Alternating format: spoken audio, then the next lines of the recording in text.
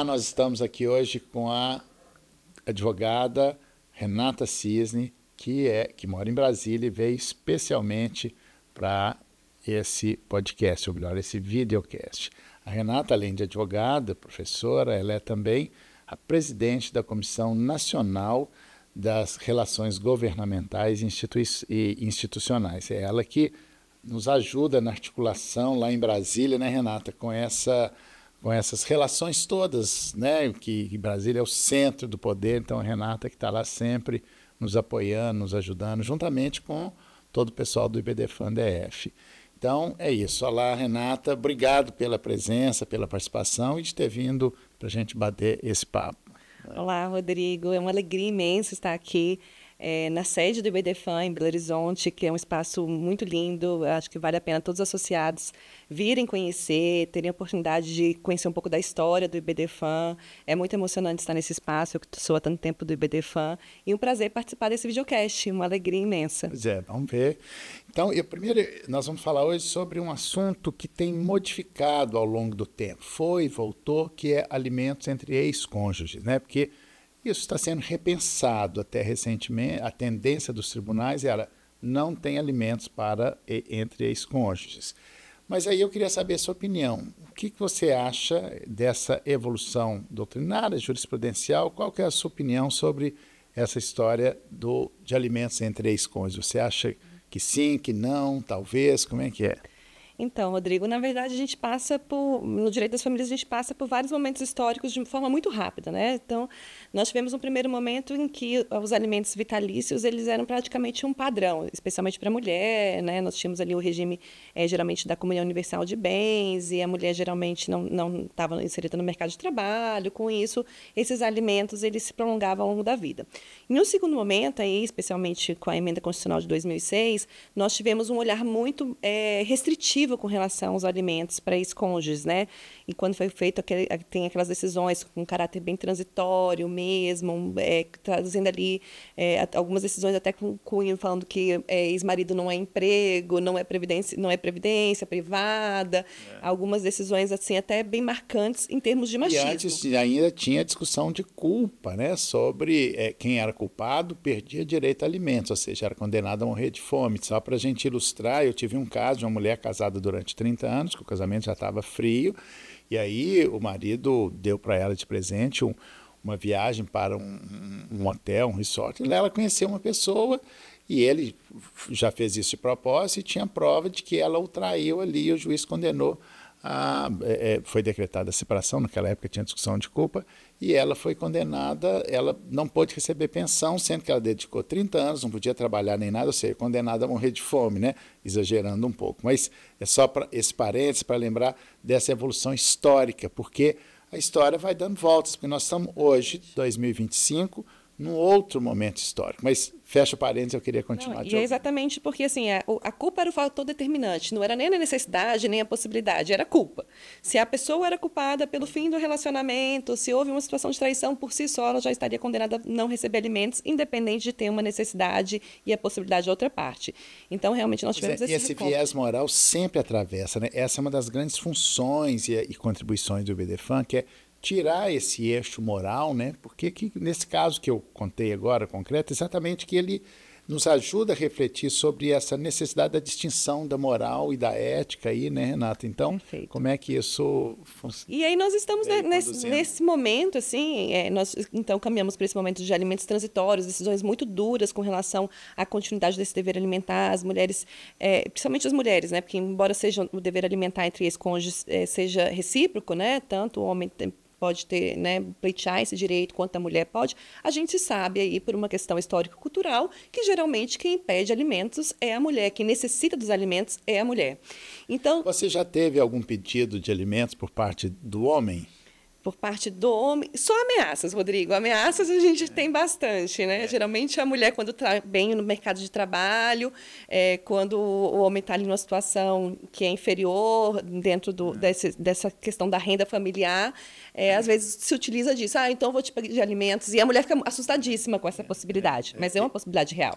Eu, em 40 anos de advocacia, tive apenas 2, que era muito justificável, que a mulher deu, porque ele ficou paraplégico e tal, mas E aí entra essa história do machismo, que ele é tão forte, embora ele se sinta injustiçado, que precisaria, ele não tem coragem de reivindicar, né? Porque, ou seja, esse machismo realmente é muito forte, interfere para o bem e para o mal. Para o mal, porque às vezes o homem de fato precisa, mas para ele e para a sociedade muitas vezes é inaceitável que ele busque esse direito que é dele, né? Em alguns casos ele de fato tem esse direito, para poder não responder perante a sociedade, né? Não ficar naquele lugar que o homem geralmente é que provê, né? Ele que é o que mantém a casa, ele que paga alimentos. Então, é importante a gente falar que tem esse dever e esse dever ele é recíproco. Né? Então, pode ser do Mas homem. Mas o homem é a exceção. A maioria, né? Geralmente, a grande parte são as mulheres. E a gente vê isso muito nos julgados, né? Tanto nos tribunais superiores quanto nos tribunais estaduais. Então, hoje nós estamos, imagino eu, para um outro olhar para esse dever alimentar, que eu acho que é um olhar de caminho de meio, sabe, Rodrigo? Porque a gente veio para aquele lugar do tudo ou nada, então tinha aquela fixação de alimentos transitórios ali, às vezes por 2 anos, no máximo por 4 anos, que a gente via, e sem levar em conta as especificidades do caso, sem levar em conta as especificidades daquela família. E aí nós agora estamos evoluindo para um olhar para cada caso. Então, esse caráter transitório, temporário, ele ainda permanece como uma regra na maioria dos julgados. Então, de analisar o caso concreto, se de fato tem uma necessidade, qual é a capacidade financeira da outra parte, e mantendo ali o caráter ali transitório, de que enquanto a pessoa se reinsere, né, geralmente a mulher se reinsere no mercado de trabalho, enquanto ela começa a produzir renda, o homem é obrigado a pagar os alimentos, mas que isso fica ali por um tempo, por um período, a depender do caso, e a gente sabe que a variação desse período costuma ser curta, né? Se considerando o tempo que essa mulher ficou fora do mercado. E hoje eu falo que a gente está no caminho de meio, por quê? Porque a gente tem analisado alguns casos e tem visto julgados. Em Brasília tem sido muito comum esse olhar caso a caso, principalmente pelo tribunal, né? Na primeira instância a gente ainda tem algumas dificuldades, mas na segunda instância a gente tem visto uma evolução significativa para esse olhar do que essa família planejou enquanto estava casada. Então, a gente vê, por exemplo, casamentos longos, né? Casamento que às vezes são casamentos de 30 anos, a mulher ficou ali grande parte desse período do casamento dedicada aos cuidados da família, que é um outro ponto importante, a questão do cuidado, que a gente pode falar um pouquinho mais à frente. Então, começa a olhar, essa mulher ficou fora do mercado de trabalho, ela ficou ali, enquanto o homem foi crescendo, né, no trabalho, conseguiu obter uma renda, conseguiu construir um patrimônio que às vezes ele até é partilhado e faz com que a mulher se sinta confortável em termos de partilha de bens, mas o dever alimentar ele é visto e ele é mantido por conta das escolhas que foram feitas enquanto planejamento familiar durante o casamento. Pois é, porque uma coisa é alimentos para os ex-cônjuges, mas ainda que a mulher trabalhe e não precisa, uma questão nova que nós estamos começando a pensar e que tem a ver com aquela resolução do CNJ, que é a perspectiva de gênero, que é assim, ó, e aí surge uma nova expressão, isso é uma coisa que vem se desenvolvendo, que é os encargos parentais, né? Então, por exemplo, na maioria, porque a história de pensão alimentícia, ainda agora estão falando sobre os filhos, mas a contribuição da mulher para essa pensão. A gente sabe muito bem que história de pensão alimentícia é assim, todo mundo que dá acha que está dando muito e quem recebe acha que está recebendo pouco. Exatamente. Mas aí o homem às vezes dá 30% do seu rendimento para o sustento dos filhos. A mulher dá 100%. Né? E mais, aí tem esse trabalho invisível, né, que nós estamos chamando dos encargos parentais, que é levar menino, buscar menino na escola. Né? Isso é um trabalho não remunerado, né, que deveria ser considerado. Essa é a grande novidade, né, de começar a levar em consideração no cálculo da pensão alimentícia esse valor, que é um valor que não tem um conteúdo econômico, mas que deveria ter no cálculo da pensão alimentícia. Ou seja, eu vou dar 5 salários mínimos ou 1 salário mínimo, né? Cada caso é um caso, mas e a mulher, geralmente a mulher, historicamente as mulheres, né, que além de ser a parte economicamente mais fraca, sempre fizeram isso, ainda vai pagar o salário dela, uma parte, e ainda vai ficar com esse trabalho, e ela às vezes nem pode trabalhar mais, não ganha tanto por causa desse encargo que ela tem, né? O encargo do cuidado. O encargo do cuidado, né? Então, você tem visto isso também? Você tem... E você trouxe 2 pontos importantes para essa modificação, para essa virada de pensamento que eu acho que são essenciais. Primeiro, o protocolo com perspectiva de gênero do CNJ, né, que é a recomendação 128, que trouxe aí a necessidade, eu vejo até como um reconhecimento de que o judiciário é machista.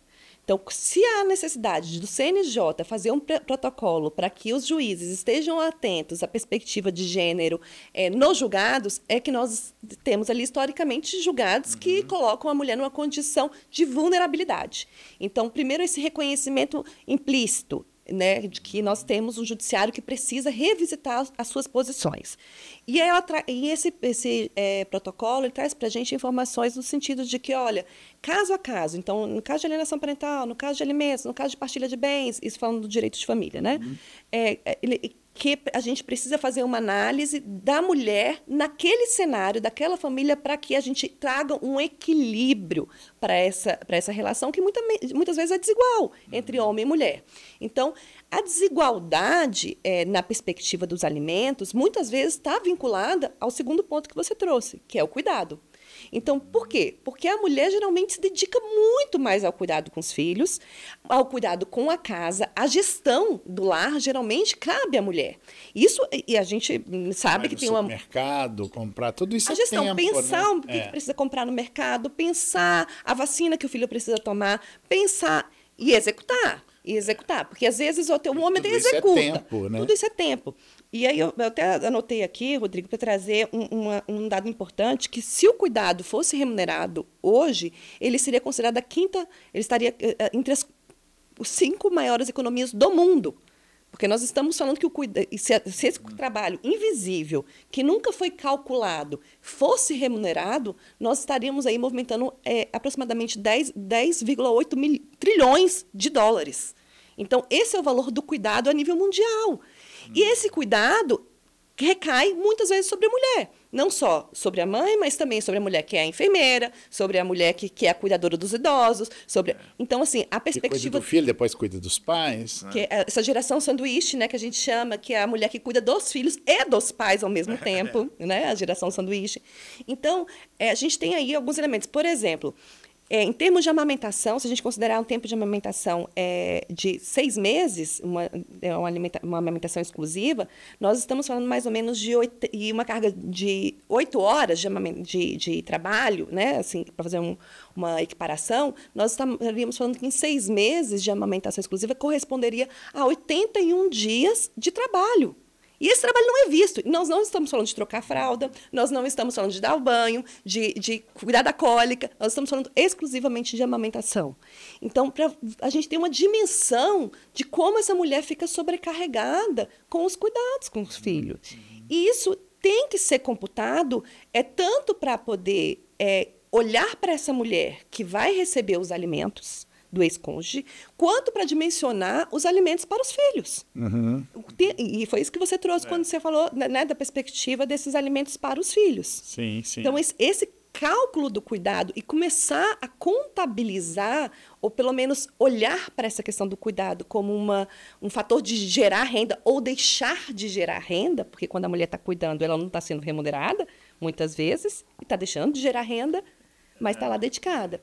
E é um machismo estrutural, né, que pega todos nós, homens e mulheres, né? O Eduardo Cambi, que lançou um livro ótimo sobre perspectiva de gênero, julgamento pela perspectiva de gênero, que diz lá uma frase que eu gosto muito, que ele fala que somos todos machistas em desconstrução. Todos nós temos que lutar contra nossos preconceitos diariamente, né? Porque isso é tão forte e entra nessa estrutura patriarcal desse machismo, que assim, olha, eu estou pagando essa pensão para os filhos, mas sobra dinheiro para ela jantar com o namorado, né? Está pagando ainda para outra. Isso é tão forte, né, na nossa cultura, que é preciso desconstruir isso, né? Porque a forma de desconstruir isso é revalorizar o trabalho doméstico. Revalorizar o trabalho doméstico não é atribuir um salário mínimo, não. É falar, olha, qual é o tempo, acho que nós estamos caminhando para isso, né, Renata? Sim. Qual é o tempo que gasta para amamentar, para a gestão da casa, tudo isso é um tempo, esse cuidado, a economia do cuidado, né? Isso acho que é a grande novidade do direito de família que vai está nos fazendo repensar todas essas questões de alimentos, né? É a questão da perspectiva de gênero, a questão do cuidado. E eu trago um terceiro elemento para essa mudança que a gente precisa olhar nesses processos, que é o lugar de quando... qual é o planejamento que essa família fez? Então, a gente vê muitos casamentos, e eu tive um caso até bem recente, em que o casal permaneceu casado durante 30 anos. Foram 30 anos, 30 anos praticamente a mulher fora do mercado de trabalho, ela teve um outro trabalho ali, sempre ganhando muito menos do que o homem, porque ele tinha, não além pôde de tudo... investir na profissão. Além de tudo, ele tinha uma mudança de cidade pela profissão que ele exercia. Então, ela sempre tinha que recomeçar do zero os trabalhos, né? Então, assim, ela não conseguiu ter um crescimento profissional, enquanto isso ele alavancou. Ela ficou responsável pelo cuidado dos filhos e da casa na maior parte desses 30 anos. Os filhos cresceram. Os filhos cresceram, e ela sempre dedicada, isso fez parte do planejamento, eles fizeram todo um investimento em previdência vinculada ao órgão de trabalho dele, né? Então, que a princípio não seria partilhável. Eles construíram um patrimônio considerável nessa partilha de bens, ela ficou com um patrimônio significativo e eles definiram por acordo, até porque no momento da separação ele estava ali com peso na consciência porque houve uma traição, que fixou os alimentos sem colocar tempo. Para ela, na cabeça dela, eram alimentos vitalícios, mesmo ela ficando com um patrimônio considerado bom, né, para os padrões que nós temos aqui no Brasil. E aí, passados os 2 anos, agora eu vou entrar com exoneração. E alegou ali uma mudança da capacidade financeira dele, porque constituiu uma nova família, mostrando que ela tinha uma condição financeira, que de fato ela tinha uma condição financeira que advinha desse patrimônio partilhado, meio a meio, e aí ele pediu essa exoneração. O judiciário, na primeira instância, a gente teve uma sentença negativa para ela, né? Então teve a exoneração dos alimentos. Manteve os alimentos? Não, teve uma sentença negativa. Exonerou os alimentos. Exonerou. E aí, quando nós recorremos, o tribunal reformou, trazendo justamente todo o planejamento familiar que eles fizeram aos 30 anos, que ela ficou em casa, e que o patrimônio partilhado era o mesmo que ele também tinha. Pois essa é a perspectiva de gênero, né? E essa questão que você falou é muito importante, Renata, porque, então vai partilhar. Cada um ficou com, o patrimônio é 10 dinheiro, cada um ficou com 5, e ele tem o salário dele, ela tem um salário ou ínfimo ou não tem, mas ela tem condições de sustentar. Só que em pouco tempo ela vai comer o patrimônio. O patrimônio, ele vai manter o patrimônio, porque aliás, vai aumentar, o dele vai aumentar e o dele vai acabar.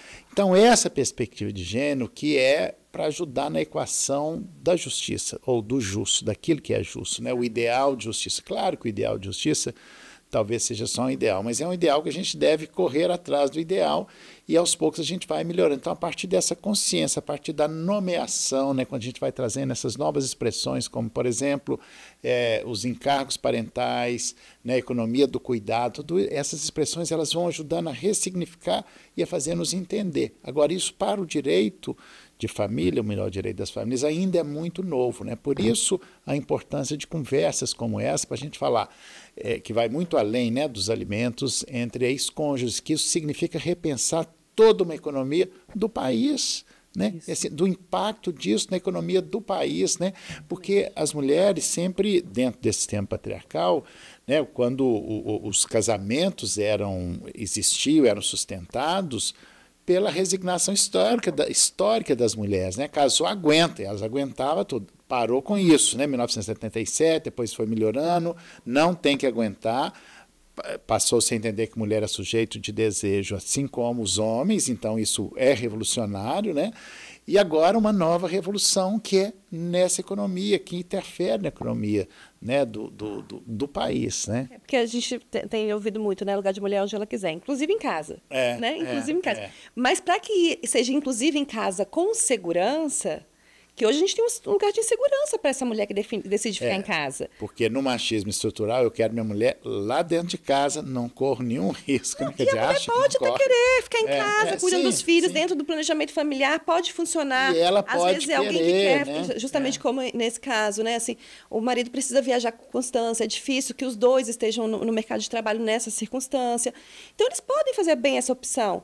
Só que nessa opção, ela não pode ficar no lugar de vulnerabilidade como ela tem ficado hoje. Né? Então, assim, a importância da gente ter conversas no sentido de... E aí eu não estou falando que os alimentos sejam o lugar dessa segurança, porque só eles por si só. Primeiro, que a gente tem ainda decisões como essa. Sim, porque o ideal é que cada um tenha sua independência financeira, né? Mas isso não ou que façam pactos, né? Que façam pactos, que tenha ali que o regime de bens também gere proteção, né? Que haja ali um caráter indenizatório, previsão de indenização, se for o caso. Que foi como surgiu os alimentos compensatórios, né? Quando a gente quer uma ação afirmativa, e é uma perspectiva de gênero, quando a gente fez essa distinção de alimentos convencionais e alimentos compensatórios, né? Isso foi uma evolução no pensamento, né? Isso vem fazendo isso é da maior importância, né? Mas tem também essa história de que, e nós estamos falando de mulheres que têm filhos, mas tem também aquelas mulheres que não têm filhos, seja por opção,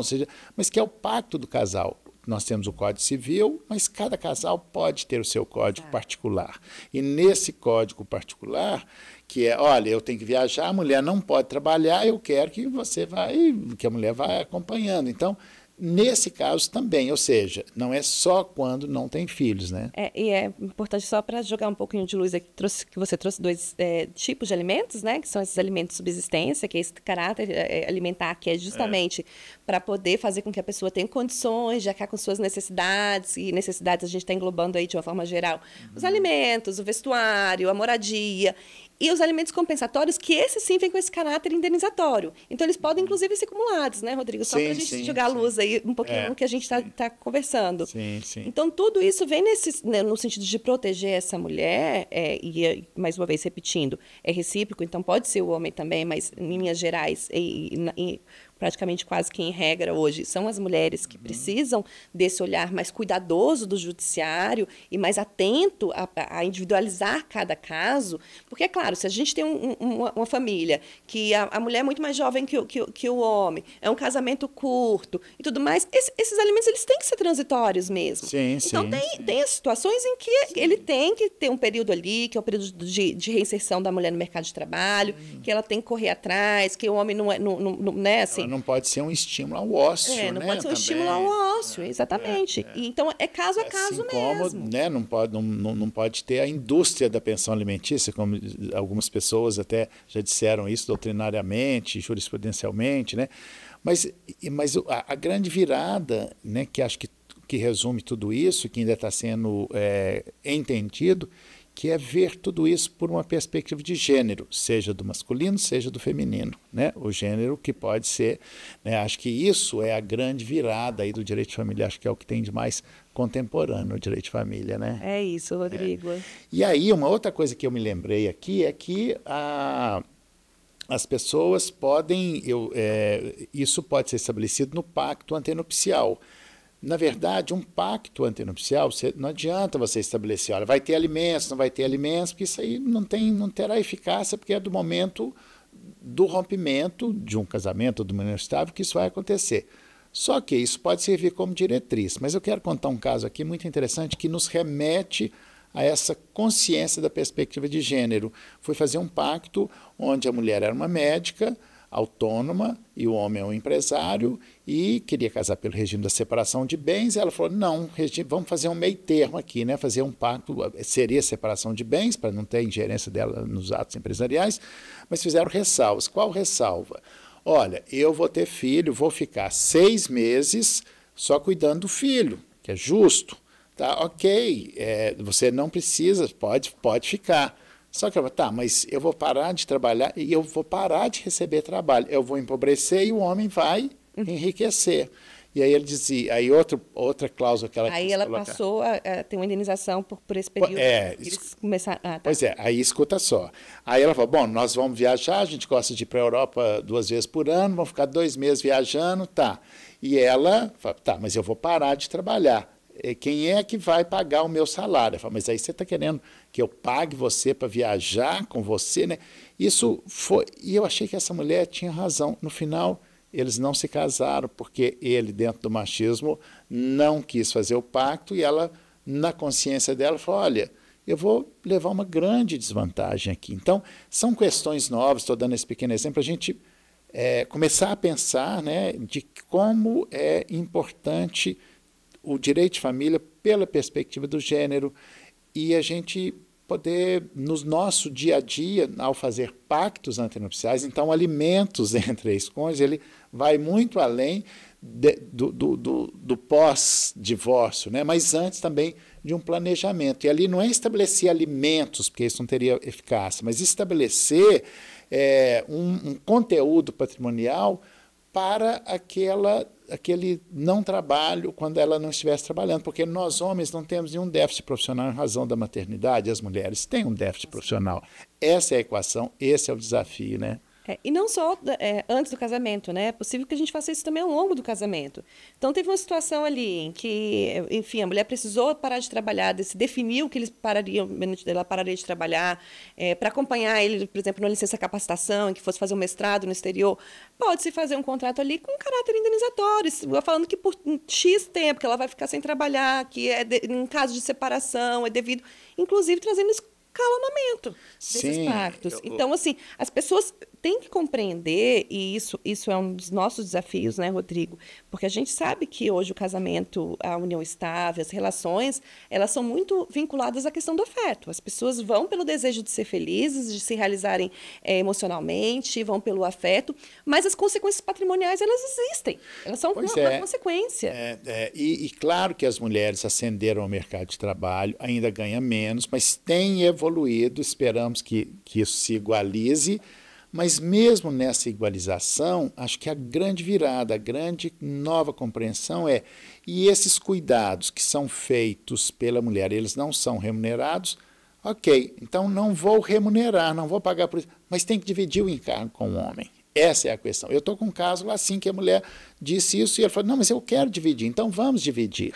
Uhum. Aí ele, ao invés de pagar, ele faz o trabalho. Né? Levar menino, buscar menino, porque tem um problema, uma reunião lá na escola, quem sai do trabalho é a mulher. Né? Então, isso tem que começar a mudar. E essa é a diferença, esses são os encargos que, ao se atribuir um conteúdo econômico, é isso, né? E aí a gente está indo, isso aí é bem o ideal mesmo, né? Porque a gente sabe que o cuidado, ele gera um afeto. Então, quanto mais presente o homem for no cuidado com os filhos, maior o vínculo de afeto que eles terão e melhor vai ser o desenvolvimento dessa criança, porque ela vai ter ali o duplo referencial bem marcado.